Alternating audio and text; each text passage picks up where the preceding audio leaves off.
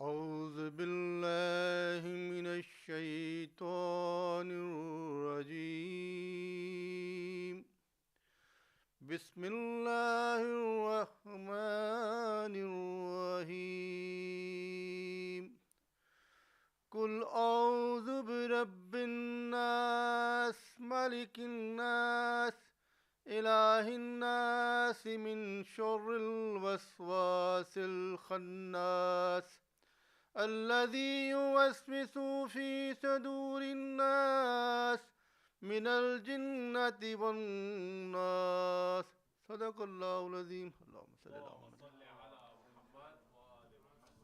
تمام مومنین کو میری طرف سے عید غدیر مبارک. ایک چھوٹی سی منقبت مولا کے نظر بر محمد وآل محمد صلوات. اللہم صلی اللہ محمد وآل محمد وآل مقدروں کا ستارہ علی کے ہاتھ میں ہے. مقدروں کا ستارہ علی کے ہاتھ میں ہے. میرا ہر ایک سہارا علی کے ہاتھ میں ہے. مقدروں کا ستارہ علی کے ہاتھ میں ہے.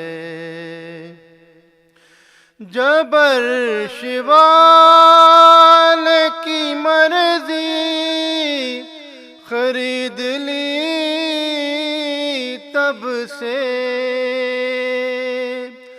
جبر شوال کی مرضی خرید لی تب سے. نظام عرش کا سارا علی کے ہاتھ میں ہے. نظام عرش کا سارا علی کے ہاتھ میں ہے. غدیر خون بھی معراج ہی کی یاد آئی. غدیر خون میں بھی معراج ہی کی یاد آئی. نبی کا ہاتھ دوبارہ علی کے ہاتھ میں ہے. نبی کا ہاتھ دوبارہ علی کے ہاتھ میں ہے. ہمیں حشر کا اے مومن کوئی بھی خوف نہیں. ہمیں حشر کا اے مومن کوئی بھی خوف نہیں.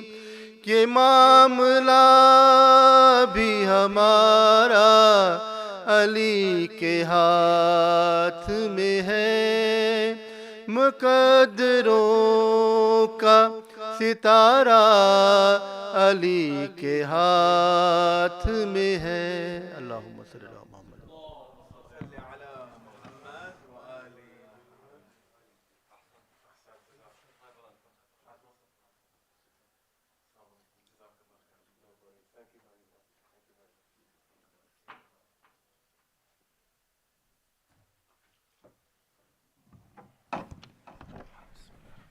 أفلح من أعاد الصلاة على محمد وآل محمد.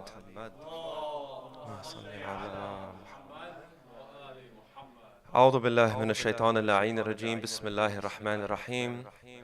وأفضل الصلاة والسلام على سيد المرسلين أبي القاسم محمد.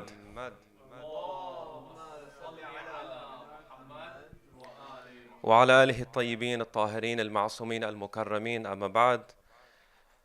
Allah subhanahu wa ta'ala has blessed us today. This is Eid-Ul-Ghadeer al-Aghar, the greatest of the a'yad in Islam. Why is this the greatest Eid in Islam? We have Eid al-Adha. People at Hajj, when they finish their Hajj, they have to do the slaughter, and this is called Eid al-Adha. Eid al-Fitr, after Shahri Ramadan, when you have your Eid day, we pay a Fitr, so our Sawm is accepted.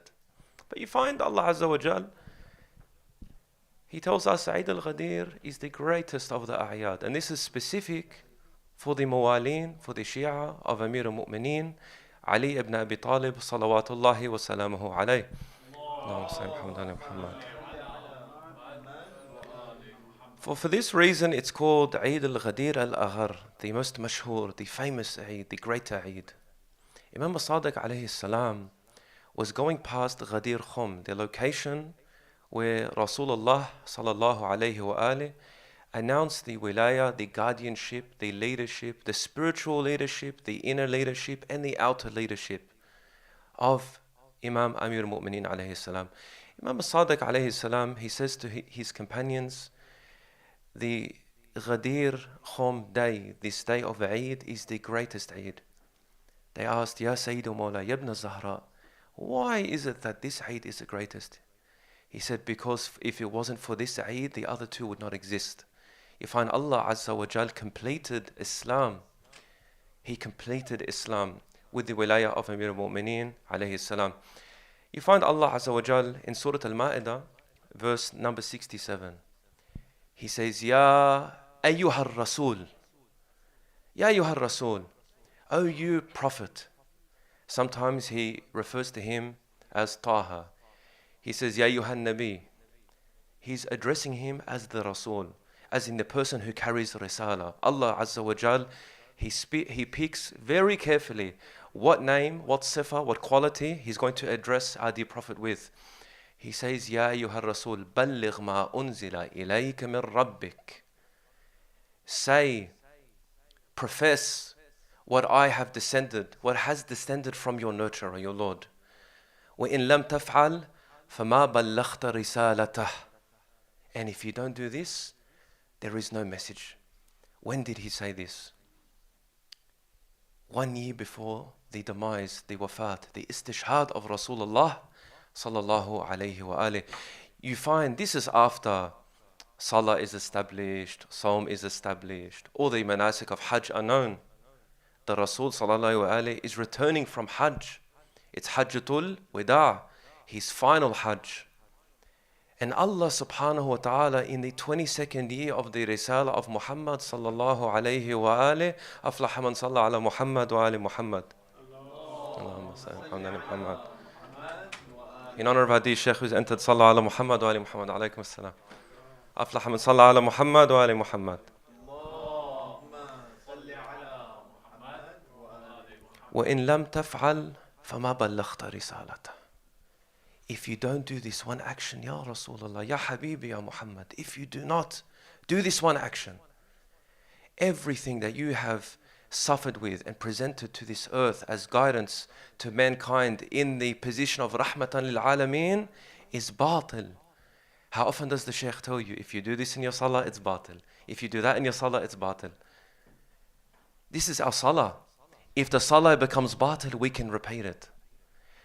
But you find this ayah, Allah Azza wa Jalla is saying the entire risala of Islam, 124,000 prophets that came before you, all of it is batil. There's no return to this. So you find that this ayah in the tafsir, the major tafsir, sunnatan aw shi'a, you find that the tafsir of this, not all, but many, and it's present, that he is telling him to announce the wilaya of Amir al-Mu'mineen, Ali ibn Abi Talib alayhi salam. So he's telling him, it's not complete if you don't say this. Then he says something very interesting. He says, Wallahu ya'asumuka minan nas. Say it, I'll protect you.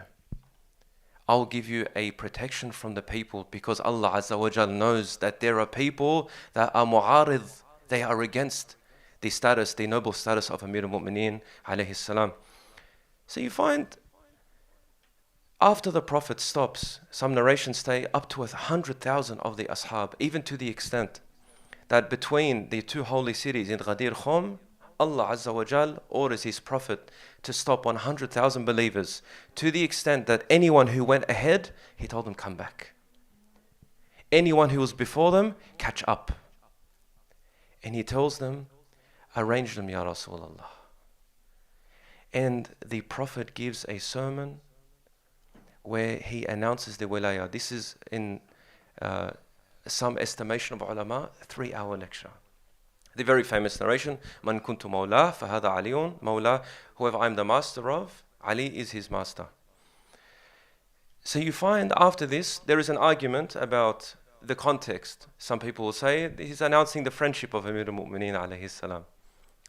But it's interesting that if he's announcing the friendship is a light thing to accept. You could outwardly act like the friend of a person. Why does Allah Azza wa Jal have to say, Wallahu ya'asimuka minan nas? Because when Allah has to protect you, that means your life is in danger. There are people willing to see your blood. This is a serious issue. It's easy to fake the friendship of a person. And also in the context of the sermon, he says, Man kuntu mawla, fahada aliyun mawla, Allahumma wali man wala, wa'adi man ada, وَخْذُلْ مَنْ خَذَلَ, etc. And the verses of the sermon, they go on. So you find Allah Azza wa Jal, after He makes this grand announcement, He says to Rasulullah sallallahu alayhi wa alihi wa sallam, أَفْلَحَ مَنْ صَلَّى عَلَى مُحَمَّدٍ وَآلِ مُحَمَّدٍ.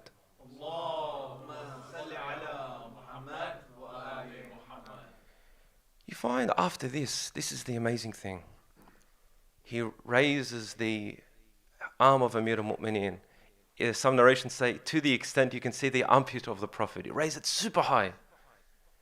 And Allah Azza wa Jal, He descends, اليوم أكملت لكم دينكم وأتممت عليكم نعمتي ورضيت لكم الإسلام دينا. اللهم صل على محمد وعلى محمد.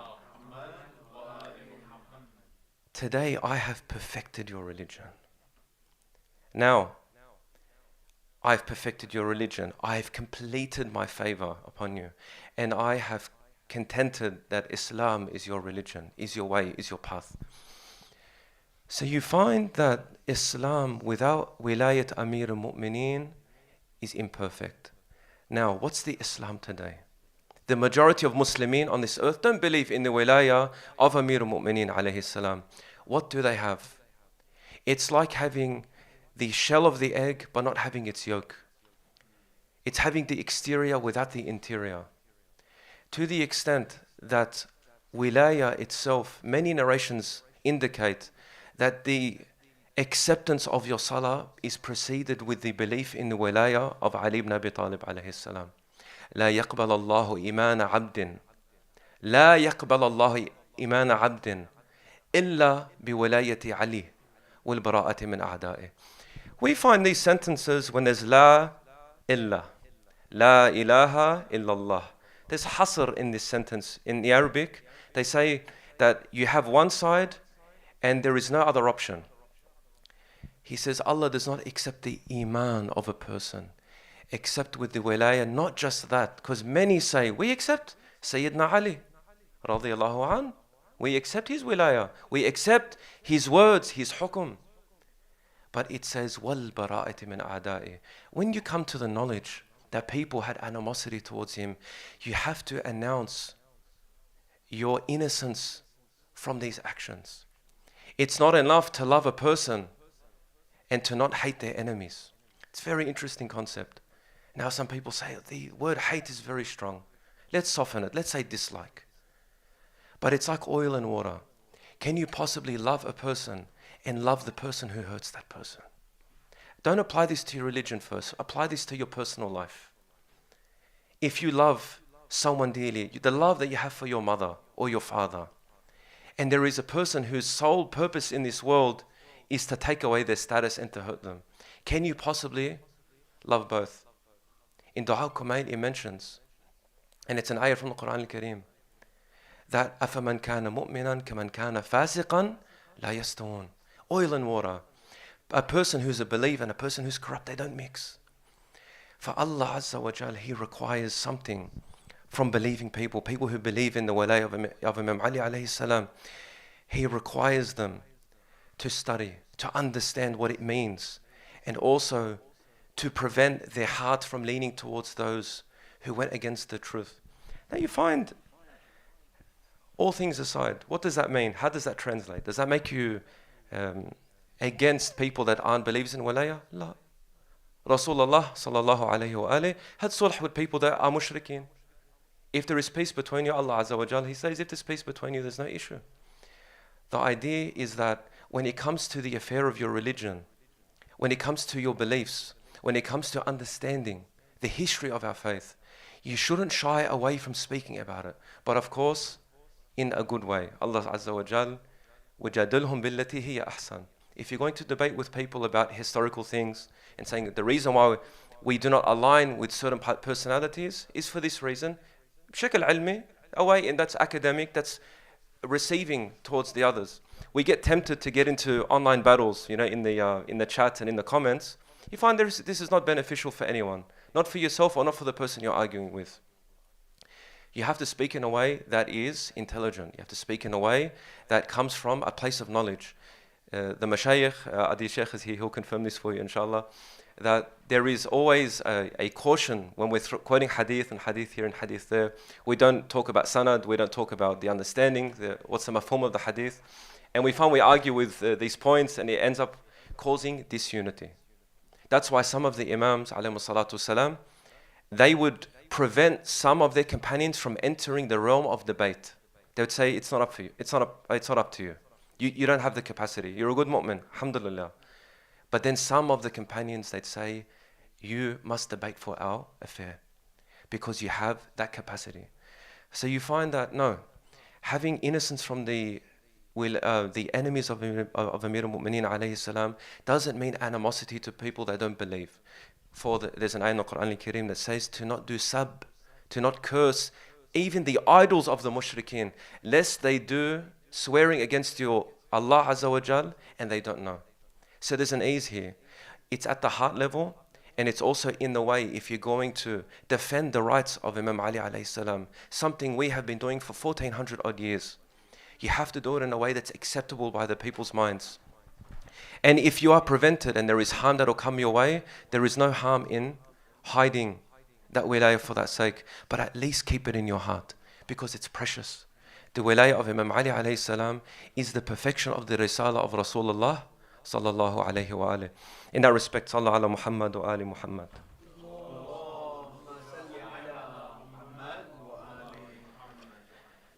Our scholars, may Allah bless them, what's lovely is they'll get a hadith, for example, like this. They'll say, Ya Ali, you are to me as Harun was to Musa. Okay, khair inshallah. He's his brother. Okay, what else? Then they go to the Quran al-Kareem and they say, what? Where are the verses that refer to Harun and Musa? You have the manzila, Ya Amir al-Mu'mineen, you have the status of Harun to Musa. What is this status? So then they say, look at the dua of Musa alayhi salam. When he needed support in presenting the risala, he's also a Rasul. He has a message to give. So there's the famous dua, قال رب اشرح لي صدري ويسر لي أمري واحلل عقدة من لساني يفقهوا قولي. Allah, expand my chest. قال رب اشرح لي صدري, expand my chest. ويسر لي أمري, make my affair easy. واحلل عقدة من لساني, make my tongue easy to speak with. Untie the knots of my tongue. يفقهوا قولي, so they understand what I say. But then we stop at this dua. Usually we say this dua before a lecture, for example, or before we have a speech, or we have to present at work. But then he says something very interesting.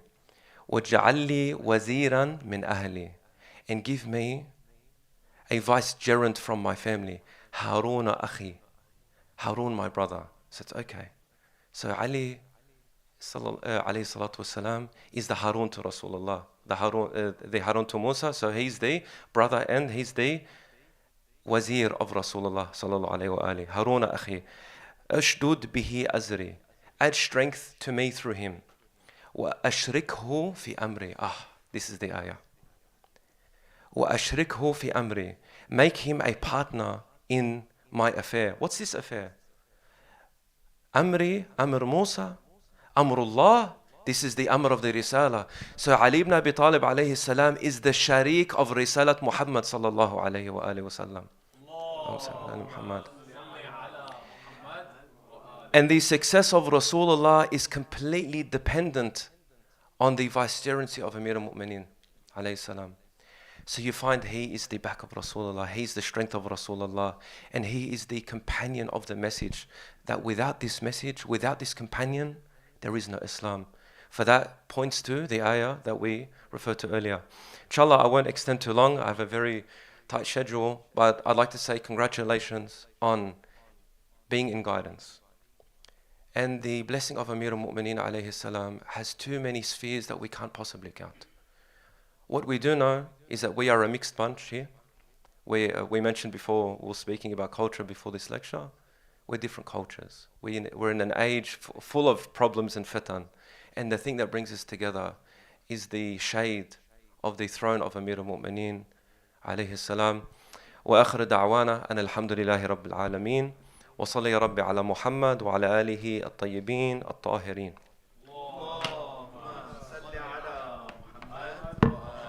And Hajj Hussain, if you'd like to come up inshallah and bless us. Jazakumullah khairan. Afwan, after go. Assalamu alaikum.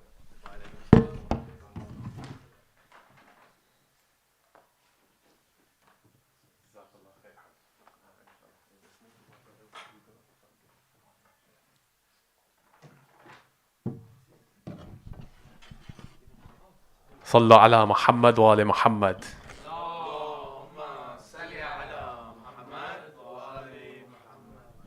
Jazakallah khair, Hajj Mustafa, for that enlightening presentation. May Allah subhanahu wa ta'ala bless you all. Once again, congratulations on this blessed occasion, Ghadeer Khum, where we celebrate the birth of our beloved Amir al-Mu'mineen. I do love the expansion on the narration of I am to Ali is to me as Harun is to Musa.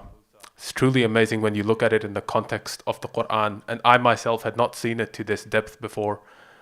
And when I think about it, the hadith itself, it mentions Ali is to me as Harun is to Musa, except that there is no messenger after me. So all the other points that are mentioned in the Quran, Harun being the vicegerent, the Amr, all of these things, they all apply directly to Imam Ali alayhi salatu wassalam. And people often protest because we, as in the school of the Ahlul Bayt, we believe the Imams to be on the status of prophets, but here is Rasulullah himself in the authentic narrations accepted by all of the Muslims across the board. He's likening Imam Ali alayhi salam to another prophet. Peace and blessings be upon him. And I do also love the point about Imam Ali. Without his love, without the acceptance of his wilaya, Islam becomes like an empty eggshell. It's a truly beautiful example. It actually brings to mind a lot of our own attitudes and mindset towards the religion, where it becomes more cultural rather than pure religion oriented, where we're often doing things for the sake of honoring religious culture or what have you, rather than religion itself. This takes place across our centers, across the place, and I don't really need to expand on this too much because I'm sure, especially as a young audience, we would have experienced this as we grew up. So inshallah ta'ala, with that, I would like to invite our next panelist, brother Mustafa Bismi, to deliver his presentation. Please welcome him with a loud salawat ala Muhammad wa ali Muhammad.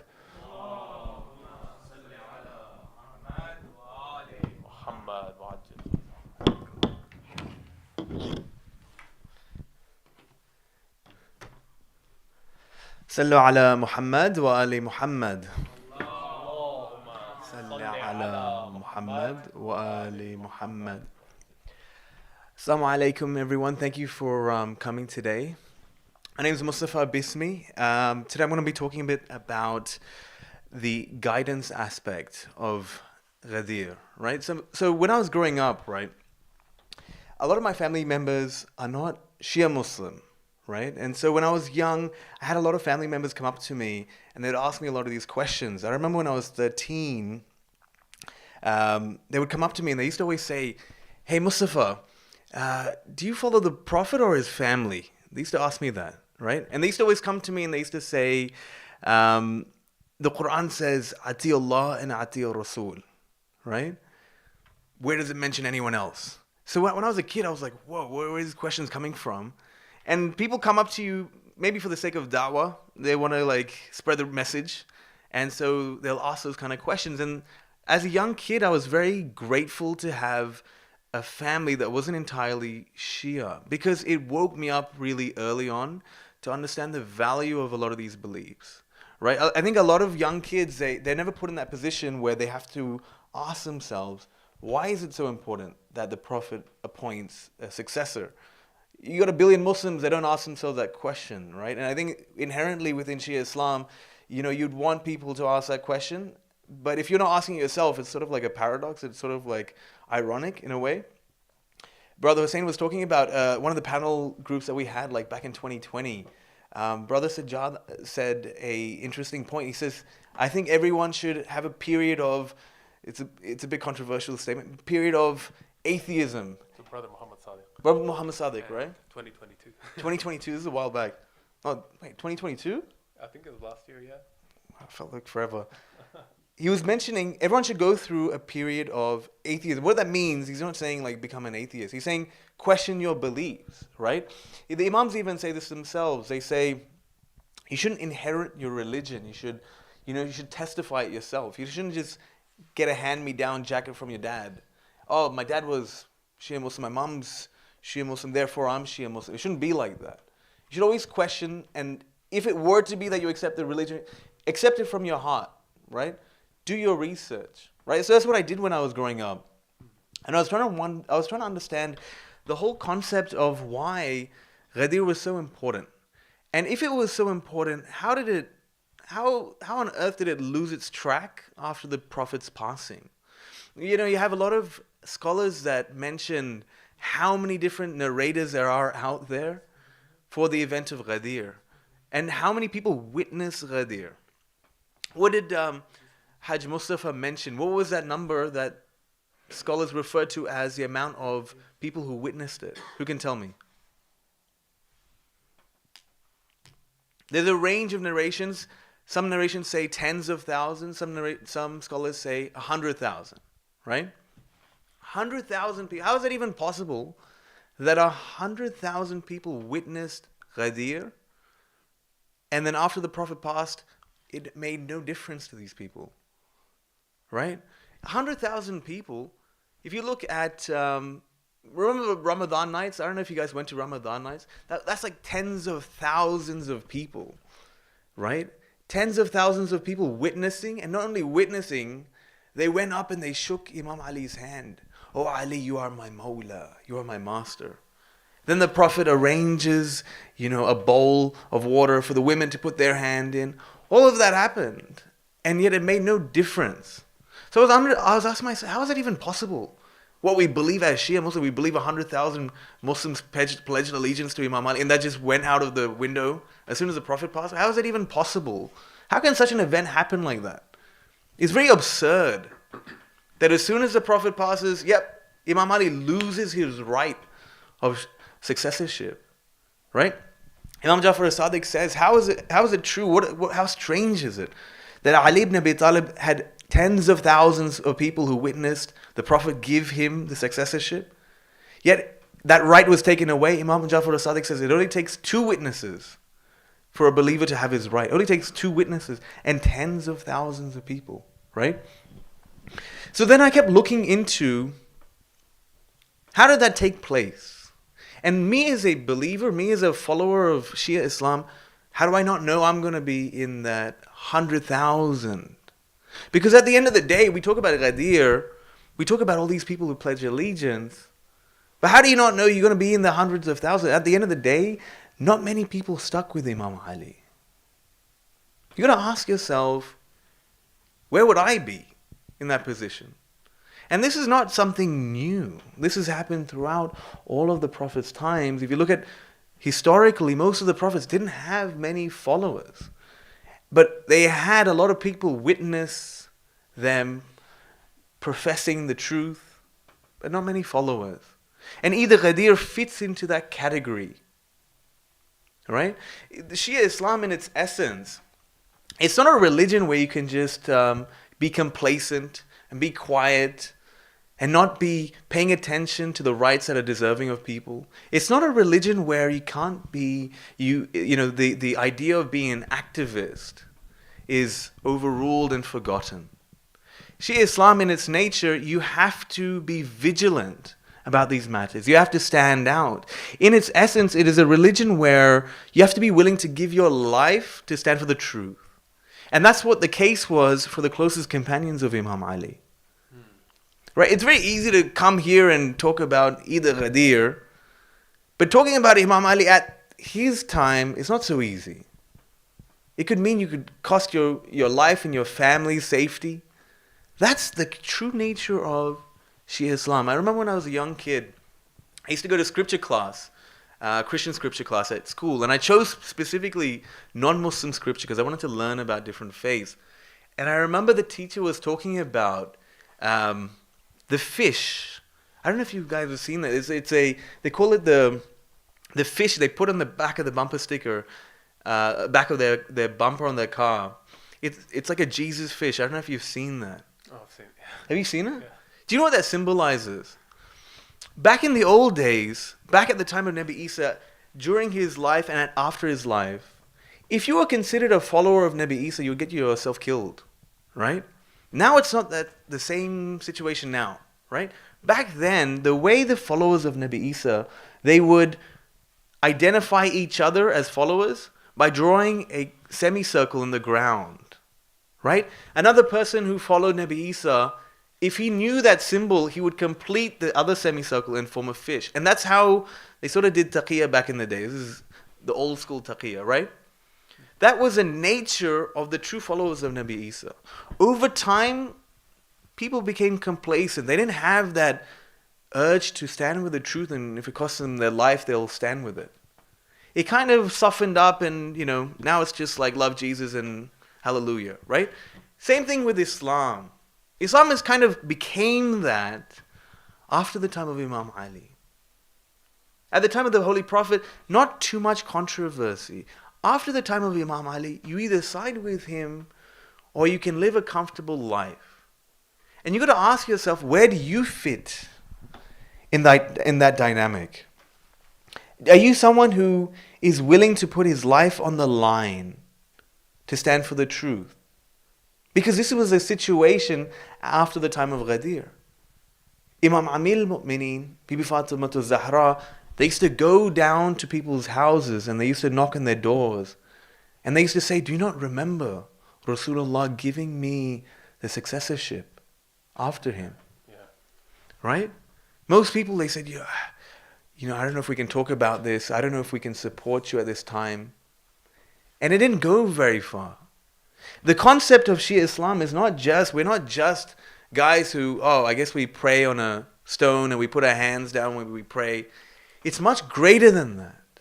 The Imams say what defines our followers is their guidance. This is a very interesting point.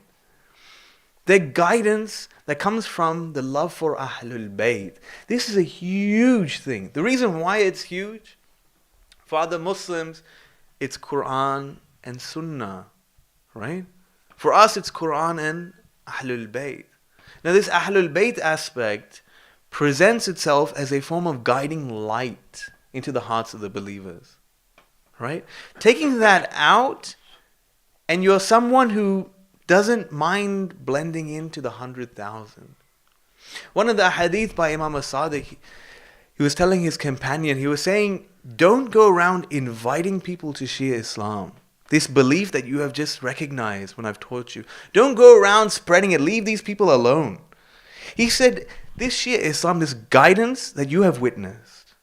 He says, even if you were to get all of God's angels and his men to convince a person, but he himself is not guided by Allah, he will not be guided to Shia Islam.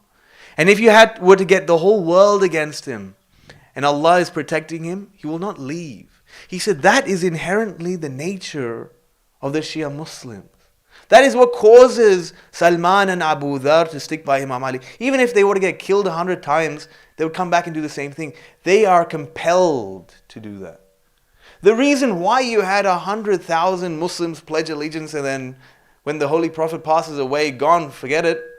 Where are they to be seen? Where is their support? Oh, Ali, you are my master. Where are they anymore? It's because they don't have that guidance in them. And the same thing, like Hajj Mustafa was mentioning about Nabi Musa and Nabi Harun. What's very interesting is Fir'aun pledged allegiance to Harun before he died.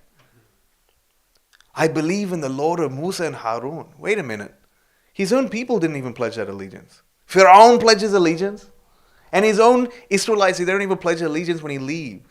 Right? And what's the difference? People think that it's Imam Ali is not a prophet, that's why it wasn't so serious. Harun was a prophet. And the people ignored him.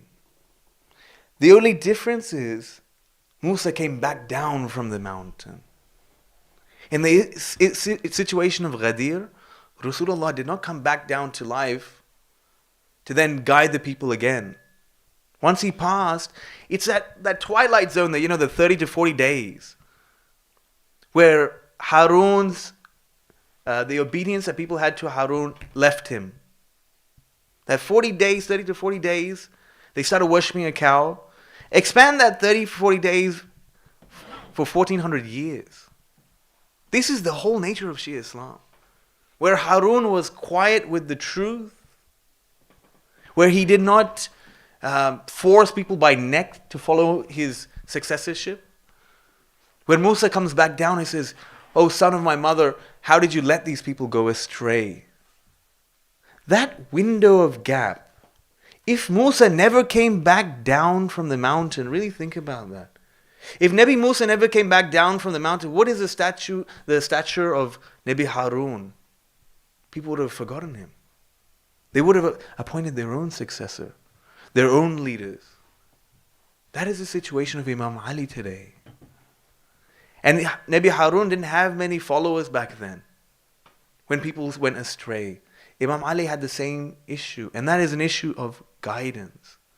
So when you look at yourself, if you were to ask yourself, where would I be 1400 years ago when the Prophet pledges allegiance? Do you just think that you will be on siding with Imam Ali just because your parents are Shia and you're Shia today? That doesn't make a whole lot of sense. Guess what? Everyone there and then pledged allegiance to Imam Ali. That's what we're doing here today. Right? How does that make any difference? You got to ask yourself that question. Are you willing to stand with the truth? And this is the nature of Shia Islam. With that being said, Sallu ala Muhammad wa ali Muhammad. Allahumma salli ala Muhammad wa ali Muhammad. Jazakallah khair, Brother Mustafa. It's always a pleasure to have you here. Beautiful presentation. Indeed, when we look back at the aftermath of Ghadir Khum, it's truly tragic the way the Muslims neglected that core message, looking only at the externality and not the core of the religion of Islam. Because Ghadir was indeed the perfection of Islam, Islam at its core, at its purest. And when that's forgotten, as Hajj Mustafa mentioned, what's left behind is nothing but a shell. And Brother Mustafa was also mentioning about the events that took place after the demise of the Holy Prophet. What happened? Imam Ali goes door to door asking the people for allegiance. 200 people give him allegiance, and he says to these people, meet me at a certain location at a certain time. Out of these 200, only 5 people show up. 5 people out of 200. 200 out of 100,000. That's all that remains. The truth will, more often than not, usually it'll be in the minority. This is what we find. This is one of the key lessons of Ghadir. And insha'Allah ta'ala, if we can try and aspire towards the right kind of individuals, Brother Mustafa was mentioning the likes of Abu Dhar and Salman. I was at another lecture last night where Abu Dhar was being discussed. Truly an amazing companion. during the time of Uthman. He was so outspoken against the corruption, the nepotism, the transfer of money from the treasury to certain family groups. Abu Dhar would speak out against this, and flocks of people would gather towards him. Those in authority did not like this. They would offer him money, they would bribe him, they would torture him, they would exile him. They would give him all kinds of unspeakable punishments repeatedly. Yet he did not deter in the slightest. He would speak constantly. His tongue could not be stopped. Abu Dhar, truly one of the second best companion of Imam Ali after Salman. And for the love of Abu Dhar, Sallu ala Muhammad wa ali Muhammad. Allahumma salli ala Muhammad wa ali Muhammad. And with that, inshallah, I would like to invite our dear Sheikh, our respected Sheikh Ali Safdari, to deliver the other main lecture for tonight. Please welcome him with 3 loud salawat ala Muhammad wa ali Muhammad.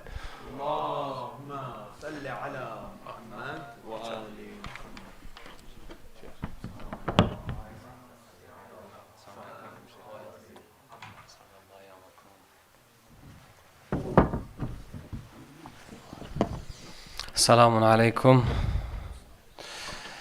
أعوذ بالله من الشيطان الرجيم. بسم الله الرحمن الرحيم.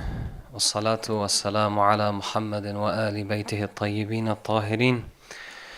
اللهم صل على محمد وآل محمد. الحمد لله الذي جعلنا من المتمسكين بولاية علي بن أبي طالب. أسعد الله أيامكم. عيد مبارك. Thank you for inviting me to your program, and inshallah I'll just be taking your time, not for too long, just sharing some historical points about Al-Ghadeer, the hadith of Ghadeer. Of course, to perhaps just reinforce or add to some of the statements Brother Mustafa was enlightening us with, we also have the Quran and the Sunnah. But it's just we receive the Sunnah through the Ahlul Bayt. We receive the Quran through the Ahlul Bayt. In many traditions of our Ahlul Bayt, they would say, my hadith, my report is the hadith of my father. My father's hadith is that of his father. And so on until it goes back to Rasulullah. So we are also followers of the Sunnah, but we receive it through the Ahlul Bayt. Of course, that's what the brother intended with that, but in case there is any misunderstanding. The hadith of Ghadeer has been discussed many times through different dimensions. One question that is often, I'm not sure if it's a repeated question, but it's one that intrigued me and I thought it might intrigue you as well, is one that relates to the time and place of its announcement. It is asked if Hadith al-Ghadeer is something got to do with the succession to the Prophet and the position of leadership after him, then why didn't Rasulullah make this announcement in Mecca?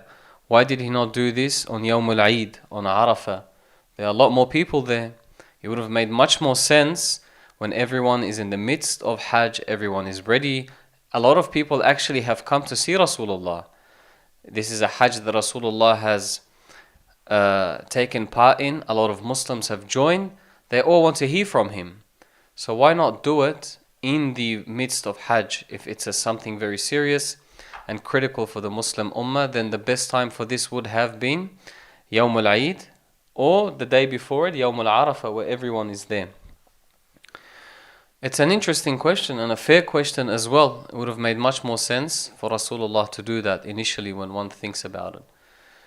A phrase of Hadith al-Ghadeer from Rasulullah, he says, أَلَا فَلْيَبْلُغُ الْحَاضِرَ الْغَائِبِ. Those who are present inform those who are not present. So this goes to show that some people were not present there. Whereas if he did it on Yawm al-Arafah and Yawm al-Eid at least, all the pilgrims were there, and there would be no need for him to say those who are not present, those who are absent are to be informed by those who are present. How do we answer this? How do we tackle this historical dilemma, if you like? The first answer we give is to this very statement of the Prophet, أَلَا فَلْيَبْلُغُ الْحَاضِرُ الْغَائِبُ. The present inform the absent. The answer is very simple. This does not necessarily mean that pilgrims were not present. Rasulullah is saying when you go back to your cities, when you go back to your people, not every Muslim was in Ghadir Khum. A group of Muslims had joined Rasulullah. Yes, their numbers were very large, but there were still people living in their cities, their families, their relatives, their friends. When you go back to your people, then inform them of this event. So we don't have to interpret this statement of Rasulullah as it meaning that some pilgrims were present in the Hajj manasik and in the Hajj rituals, but they were not present in Ghadir Khum. Rather, no, Rasulullah is saying, let your friends back home know that this important event took place. That's the first answer. The second answer is we turn the question back on its head. If someone, after a large gathering has been made, and rightfully so, if you have something important to say, then you better say it, but he does not say it, then everyone disperses and then gets them back together. Does that not add to the importance of the announcement? Everyone was together, you didn't mention it, they dispersed, and now you're getting them back together. There's a lot of trouble you have to go for that. And a lot of trouble was actually suffered by those who were preceding the caravan of Rasulullah and those who were left behind. They had to make a minbar, they had to make a lot, and it's hot. People are with their families, some are old, some are young. So a lot of trouble was suffered by those who were there. So this goes to add to the importance of Al-Ghadir, not the other way around. Yes, the Rasulullah made few sermons in his presence in Hajj, but he wanted to make this one unique and special. So the second answer we give here is, in fact, separating it from Hajj adds to the importance, not the other way around. But a more accurate and even deeper answer to the question has got to do with the circumstances that Rasulullah was dealing with. Why did Rasulullah delay? Because he did delay the command to reveal to the people the position of Ali ibn Abi Talib. The leadership after Rasulullah was sent to him by Jibreel in Mecca. That's why the verse says, Ya ayyuhar Rasul, balligh ma unzila ilayk. Reveal what has already been revealed to you, what has already been descended upon you. Ma unzila ilayk, in Arabic it's past tense. So Rasulullah had delayed it. So we asked the simple question, and just we'll make a point here. This very verse goes to show that Rasulullah had the freedom to announce verses when he thought the time was right. So maybe Jibreel would come to him in a particular time and he would feel the need to reveal it right now. This was the right time and place to reveal it. Other times, he may have received something the day before, hours before, but he would wait and then announce it to the people. So Rasulullah, this very verse shows that Rasulullah had the freedom and the authority to choose the time and place. Allah had given that to him. So he delayed this. He received the command in Mecca, this must happen, but he delayed this. So we asked the very simple question of why Rasulullah was delaying the announcement of Al-Ghadeer, this succession, the wilayah of Amir al-Mu'mineen alayhi salam. The truth is, the topic of succession, what has to do with power, what has to do with leadership and authority, is always a sensitive and an important one amongst all people. In particular, the Muslims and the Arabs. Rasulullah, during his 20 or 23 years, depending on the difference of opinion, amongst the Muslims, in being a prophet, one of the main struggles he had was to ensure the peace and the cohesion and the unity between the Arab tribes. These tribes were not always very friendly. They were at each other's throats. Rasulullah, during his prophecy, was trying his best to keep the unity amongst them. And one of the reasons why he has married more than what is usually allowed, but that was a special ruling for him, was that these marriages allowed the peace to go on. Some of these people that are now Muslims, these tribal figures and heads, they were previous enemies to Rasulullah. Some of these tribes had animosities between each other. They fought Rasulullah. So it's not unlikely, not only it's not unlikely, it is very natural and predicted that these tribes, these figures, would also want to have a say about the leadership. It's a sensitive matter. Who's going to lead us after you leave? Yeah, until now you've done a good job, but what happens after you leave? So it's not unlikely that these Muslims, they were of course Muslims at the time, but nonetheless they were human beings, and it was a sensitive issue that will bring a lot of benefits to those who assume this position afterwards. You become the head of state, all this authority, all this wealth, all this influence is coming to you and your family and your tribe. So it is an issue that is very sensitive, and people are going to have a say about it. On the other side, the person he is announcing is also a sensitive person. Nowadays, if you go to anyone in the Muslim Ummah, majority of the Muslim Ummah, if you tell them about Imam Ali, they will show love to him. If they're Shia, they say he is our Imam. If they're Sunni, they will say we love the Ahlul Bayt. But in early Islam, this necessarily was not the case. We read in Dua Nudba that in their hearts were grudges, ahqadan badriyatan wa hunayniyya. Imam Ali was a warrior. He was a courageous man. If two things kept Islam thriving and passed Islam through the difficult stages, A was the wealth of Khadija salamullahi alayha, and B the sword of Imam Ali. In very critical times, he showed bravery. He had, in the battles between Islam and Kufr, he had killed many of these individuals who now their families are Muslims. Even if they're trying their very best to be very close to Imam Ali, it's going to be hard to be very friendly to the person who has slain your brother or your father or your cousin. It's very difficult. Maybe some of them tried and it was still difficult for them. Others definitely held the grudges. Ahqadan, this is Dua Nudba. They had Ahqadan Badriyatan wa Hunayniyatan wa Khaybariyya wa ghayrahun. All these wars that Imam Ali had an active presence in, the other side that was defeated and now they were Muslims, they had these grudges within them. So Imam Ali is not a very popular figure amongst everyone. And whether you like it or not, when someone has bravery, someone has eloquence, someone is good looking, Imam Ali, the Ahlul Bayt were good looking, and he is family to the Prophet, he has all these good features, he has that history, that's automatically also going to bring some jealousy. Human beings, the nature of human beings. These were exemplary individuals and human beings. So Imam Ali himself is a sensitive person to announce as well, because of the history he has with some of these tribes and individuals.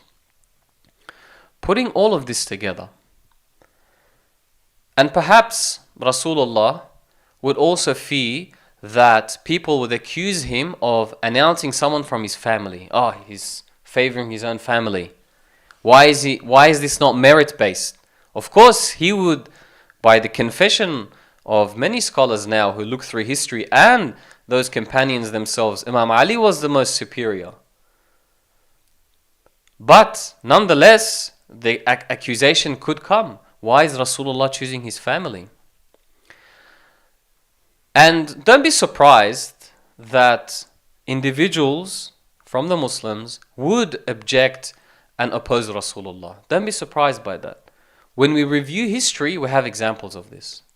In that very Hajj, this last Hajj of Rasulullah was also the time when the obligation of Hajj was announced. the Hajj all of us have to do once in our lifetime, this was the first time it was done. Hajjatul Tamattu, Hajjatul Islam. Before there were different types of Hajj and they still exist. Al-Qiran, Al-Ifrad, Umrah also was present at that time. But Tamattu, the one that you have to do as a Muslim, this was announced there. And this was the first time for some of the Muslims. So Rasulullah told a group of the Muslims that you must change your Hajj from the intention you initially had to this new type of Hajj. And they all, not all, but certain figures, maybe surprising, not surprising names, they objected. How could you tell us to do this? Break our rituals, break our pilgrimage, and enter this new intention? They were surprised. So much so that Rasulullah had to deliver a sermon and inform them that this is the command of Allah, I'm not making this up. This is the last year of the Prophet's life. It's after his influence has been built all these years. After all that glory and authority, people are still questioning him. Another instance is the well-known calamity of Thursday. Rasulullah asks for a pen and paper. Do they give him the pen and paper? No, they don't. So in history, there are other examples as well. We see that the Muslims that were present, not all of them had the same degree of faith as some of the righteous companions. Some of them objected. Some of them still lived with those Jahiliyyah, pre-Islamic mindsets. Putting all this together, if Rasulullah announces this in Eid-Ul-Ghadeer, the sensitivity of the situation, the animosity towards Imam Ali alayhi salam, if he was to announce it in a place like Eid-Ul-Ghadeer or Arafah, where it's absolute chaos, it's very busy, no one has any weapons, mind you, everyone, you're in ihram, you have to take off your weapons, you can't carry weapons on you. So if there was someone or a group of people that were not happy with this decision, who would have known what would have happened? Imam Ali, in the midst of all of that, could have been assassinated. It's a very realistic possibility when you think about it. If they do not like what's happening and what's announced, people can make rash decisions. In the midst of that chaos, all these people are there, they're tired, hungry, you don't know what's going on, everyone is wearing white, no one has weapons on them to defend themselves if something was to happen. So it's not unlikely that Rasulullah feared for the life of Imam Ali. And it would have been a very reasonable thing to delay this. And potentially even delayed until Medina. Who knows? Maybe Rasulullah wants to even delay it later. Maybe he's like, I'm just going to do this in Medina, it's safer that way. The people of Medina, at least I know them, I've lived with them for a much longer period of time. But Allah says, look, I've given you the freedom to choose the time and place, but you can't delay it any further than Ghadir Khum. Ya ayyuhar Rasul balligh. That's it. You had a choice to choose a time and place. I know there are these considerations to make, and you are fearful, but balligh. If you don't do it now, فَإِن لَمْ تَبْلَغْ رَسَالَتَكَ, if you do not make this message, then it's like you have not completed your entire messengerhood. And then the phrase وَاللَّهُ يَعْصِمُكَ مِنَ النَّاسِ, that's where this phrase makes sense. And Allah will protect you from the people. Why would he mention the concept of protection from the Muslims? Ya Allah, why? What's going to happen? It's a serious issue. There is a case of these Muslims either denying him, saying you're choosing your own family, and worst case scenario, potentially causing harm to Imam Ali alayhi salam. Interestingly, there is a little maybe historical clue in the sermon that the Prophet, before that, I'll mention an interesting point about this isma, ya'simuka minan nas. Ya'simuka and isma means to protect. That's why we say ma'sumin. It literally means the protected ones. We say infallible, but it's the protected ones. And isma comes from the word ma'sam. In Arabic, mi'asam means your wrist. You're thinking, what does the wrist have to do with protection? When children, when they are young, when they are out on the street, their parents hold them by their hands. So not to fall into a pit, not to go the wrong way, not to be lost. So that's where it comes. Because the parent holds the wrist of the child, the hand of the child, so they do not fall somewhere, they are not lost, they call this isma as well, protection. So when Allah says, Wallahu ya'asimuka minan nas, if we're going to read it quite literally, saying, I will hold your hand, don't worry. It's gonna be okay. It's very reassuring for the Prophet. The other point I was going to mention, a historical clue for the interpretation or the analysis we've just provided here, is Rasulullah on the day of Arafah does in fact mention this issue of leadership. But there seems to be some opposition, we can kind of sniff it if you like. We'll read the report together and you tell me, or you make up your mind. On the day of Arafah, he makes the sermon, and then in the sermon, he mentions that hadith he has mentioned many times before. لا يزال هذا الدين قائما أو عزيزا حتى. It's the one about the 12 caliphs. This deen will not stay upright as long as there are 12 caliphs amongst them. In some variations of this hadith, it says 12 amirs, leaders. In others, it says 12 khalifas. In this particular rendition is found in Musnad Imam Ahmad ibn Hanbal, the famous Sunni scholar and one of the giants. He has a hadith collection called the Musnad of Imam Ahmad ibn Hanbal. He narrates from Anas ibn Malik, who narrates from, I think, Jabir ibn Sumra or Samra. He is on Yawm al-Arafah listening to this. So Rasulullah is saying this religion will not stay upright, or will stay upright as long as there are 12 leaders from them. And then Jabir, who is listening to this narration, says, I did not heed the second part. And in another rendition of this hadith, this very event, another reporter says, فَكَبَّرَ النَّاسُ وَضَجُّوا. The people started saying takbir and they started making a lot of noises. And then Jabir says, I asked my father, who was closer to the Prophet, what happened? I didn't hear what the rest of what the Prophet had to say. He said the addition was كُلُّهُم مِّن قُرَيْشٍ. All of those 12 leaders will be from the tribe of Quraysh, the tribe of Rasulullah. So it's not unlikely that the fact that Rasulullah said that all these 12 leaders after me are going to be from Quraysh, it caused some disruption amongst the crowd. And that's why this narrator could not hear the rest of it and had to rely on his father. In particular, when we have in one version of this narration where the narrator says that the people started actually making noise. Was this noise because they were happy? Or was it because of a form of objection? It could go either way. It's hard to tell, but at the end of the day, it is a historical clue. So Rasulullah did kind of make preparations for this to be announced. But maybe once again, because of those considerations, he saw that Yawm al-Arafah is not a good day. It would have made sense. This deen, this religion will stay upright until there are 12, as long as there are 12 leaders, and he's the first one. It would have made sense for him to do that. But he clearly feared, okay, maybe another time. Maybe I'll do this later.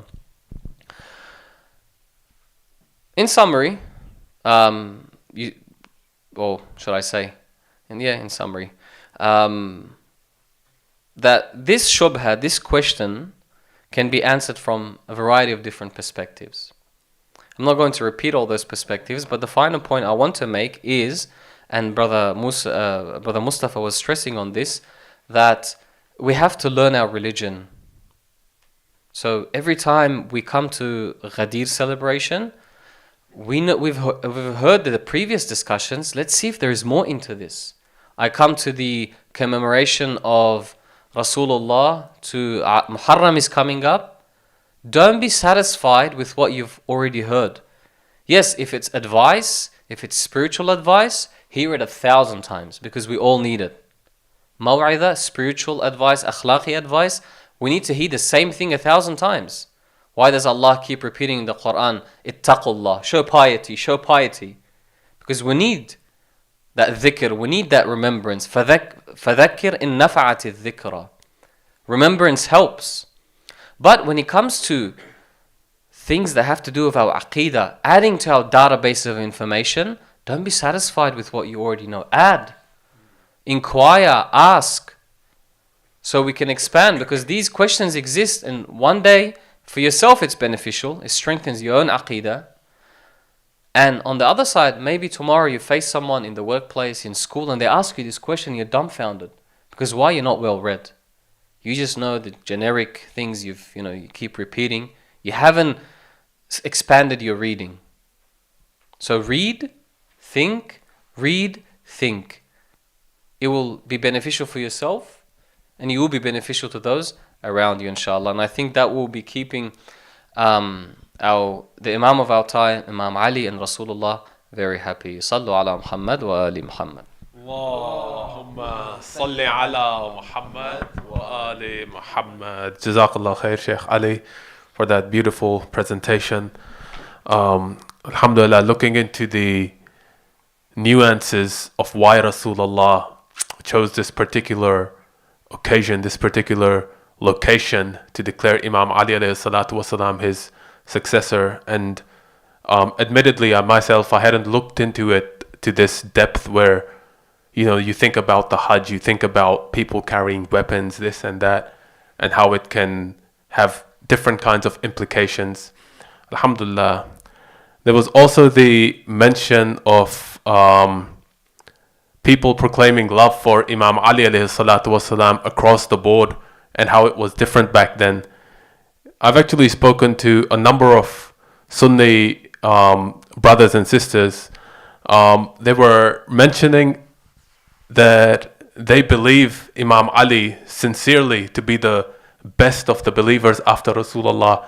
They even go so far as to say, yes, I believe Imam Ali should have been the rightful successor after the Holy Prophet, but I don't see it as a point for people to be divided or to fight amongst each other. Many people from different schools have this point of view, and it's kind of amazing. But when you think about it, as Hajj Mustafa was mentioning, the dislike towards the enemies of the Ahlul Bayt. So Sheikh Ali was also mentioning the attitude towards Imam Ali back then. You read in the Sahih narrations about how people would curse Imam Ali alayhi salam, and Muawiyah actually asked Sa'ad bin Abi Waqqas, the companion of the Holy Prophet, why do you refuse to curse Abu Turab? Abu Turab being Imam Ali alayhi salam, of course. And Sa'ad bin Abi Waqqas gives a list of reasons mentioning Imam Ali's merits, his position in the eyes of the Holy Prophet. Amongst them was the narration of Ali is to me and as Harun was to Musa, all of these kinds of things. Now, the first part of this is important here. Why is Muawiyah asking him, why do you refuse to curse Abu Turab? What does this mean? It means that the cursing of Imam Ali was prevalent during this time. And Muawiyah is going so far as to question it. And yet you have people who praise Muawiyah. When you look into deeper narrations, Muawiyah himself was the pioneer of this cursing during the Friday sermons. Again, it's very inconsistent, and when one thinks about it rationally, logically, you can't reconcile these two positions. You can't love someone. Imagine someone curses your best friend or your mother or your father, and you say, oh, I love my mother and my father, but I love this person as well. And he does everything he can to undermine him. Again, it's very inconsistent. You can't reconcile these two. Sallu ala Muhammad wa ali Muhammad.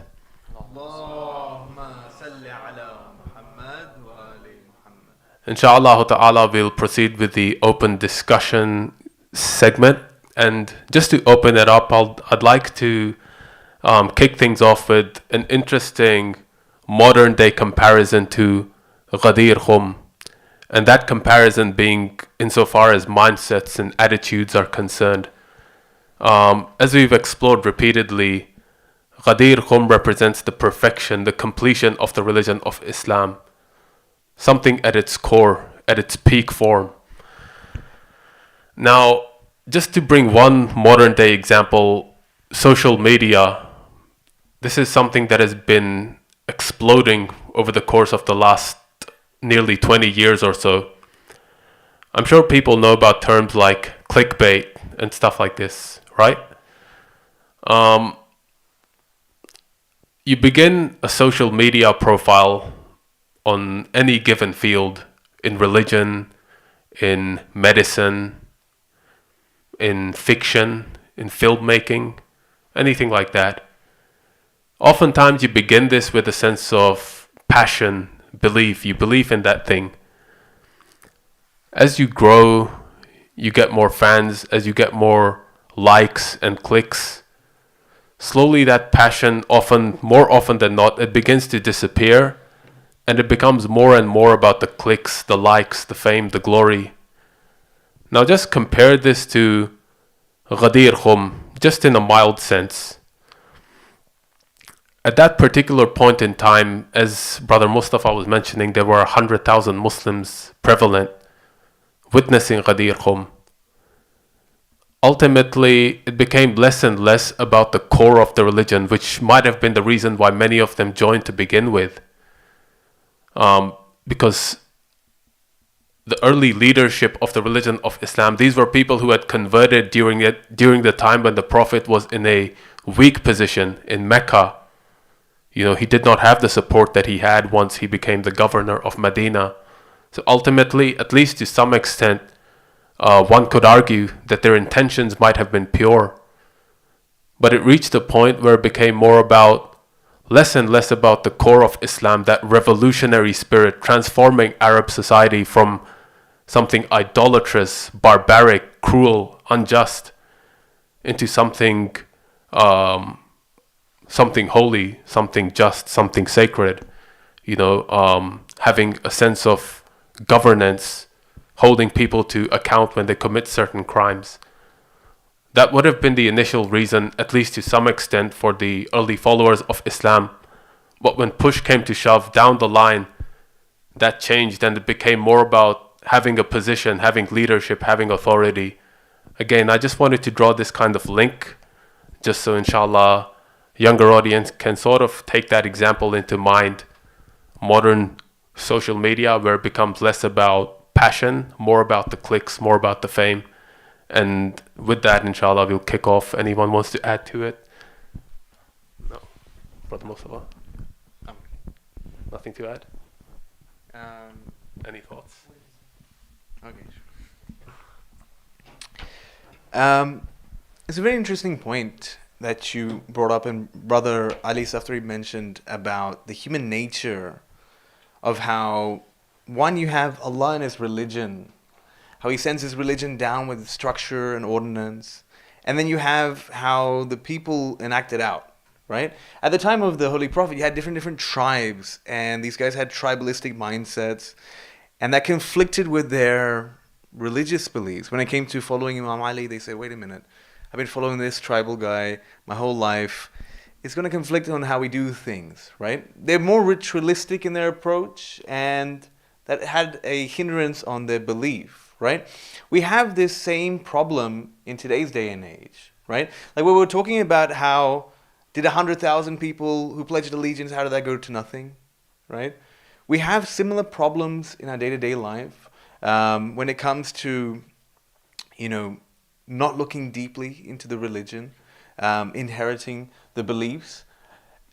I think a big part of that comes from allowing your kids to have an open discussion about religion and having a healthy debate. I remember there's some uncles growing up, they used to say, oh, if you're asking that question, it's almost as if like you don't believe in it, right? It's like confessing apostasy to ask certain questions. And what happens is, as a young kid, you start to learn to not ask questions, and What that means, what I've seen from my friends growing up, people, it's much easier to leave the religion quietly, right? And not confess apostasy. And this is something that I've seen, like growing up with a lot of my Muslim friends. Questions become very uncomfortable to ask, and sometimes they don't have the answer, and people get angry when they don't have the answer, and they sort of go off at you for asking those questions. People leave the religion quietly. There's no pride in leaving a religion, especially in Islam. Apostasy is not something that's easy to go with. And so people, I'm a Muslim. I'll go to the mosque, this, that. But that aspect where they're not passionate about the religion goes to show they don't really care, right? If they truly believe, you will have that fire in your heart, that drive to learn more, right? And I think that if that dies out, it can die out from how we bring our kids up. My mum and I, we used to always talk about philosophical questions about the religion. I think that spurred in me, a passion to look into deeper understanding into the religion. And from that, I encourage my friends to do the same. And so when my friends and I, when we go out, we hang out, we have these in-depth conversations about the religion. I think it's very healthy to do that. A lot of kids, what I notice, when they go to the mosque, there's a Muslim side of them. When they hang out with their mates, it's like a whole different person, right? They don't typically talk about Islam with their other Muslim friends. It's talking about Messi and Ronaldo, right? It's not a healthy discussion. Most of your learning comes off bouncing ideas and reflecting on what you've thought about and what you've read. And to create that healthy relationship with your friends, right? Ask your friends those questions like, why is it that Khulafa Rashidun is only 1, 2, 3, 4? Why did the Muslims not include Imam Hassan? Yeah. Ask these strange questions, right? Bounce ideas off your friends. A lot of your religious learning comes from the privacy, right? Your real salat is not in congregation. Real salat is in your private house where no one's looking. That's your real religion. That's who you are. That's your real belief. You know what I mean? The same thing is in the conversations. When you have conversations with your friends, there's one thing to be in the presence of our good Ali Safdari to ask him different questions. But when you're alone with your friends, ask those questions too. It creates that mindset that you want to learn more, that curiosity. I think it's really important. With that being said, I'd like to pass it back to Hussain. Sallu ala Muhammad wa ali Muhammad. Allahumma salli ala Muhammad wa ali Muhammad. Yeah, as Brother Mustafa mentioned, that's quintessential to preserving the spirit of the religion, to have a passion in it, to discuss it amongst yourselves, especially when you're at that young, impressionable age, to try and learn and try and decipher, dig into the deeper understandings of certain concepts by talking about it with each other whenever you have the chance. Inshallah, when young people get to do this, it creates a sense of passion, it creates a sense of curiosity about the religion, and that fire can really ignite you to explore further. It can increase your faith. There's so many things you can do together as a group, even praying together, breaking your fast together, having different social gatherings, this and that. They can all help when you're with the good crowd of people, the right kind of people who share the same kinds of beliefs, the same principles, the same passion. Talk to them, discuss it with them, and inshallah ta'ala, we can all grow together this way. And Sheikh, if you have anything to add? No. Closing remarks, perhaps? Yeah, I was saying if anyone has questions. Anyone has questions. If not, then we can maybe close the program. Okay. اللهم كل وليك الحجة ابن الحسن صلواتك عليه وعلى آبائه في هذه الساعة وفي كل الساعة وليا وحافظا وقائدا وناصرا ودليلا وعينا حتى تسكنه أرضك توعى وتمتعه فيها طويلا وهب لنا رأفته ورحمته ودعاءه وخيره واجعلنا من أنصاره وأعوانه وصلى الله على محمد وآل محمد.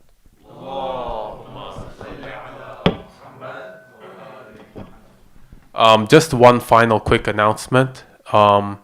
Inshallah, in 12 days' time, nearly 2 weeks, we'll be having our Muharram programs as well at the same center last year.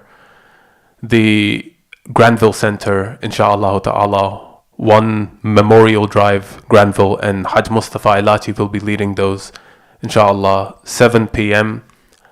One Memorial Drive, the Granville Center. So we'll have it from the Thursday, the 20th July, up until Sunday, the 30th of July, inshallah ta'ala. So please join us for the Muharram nights as well. وصلى الله على سيدنا محمد وآله الطيبين الطاهرين. اللهم صل على محمد وآل محمد.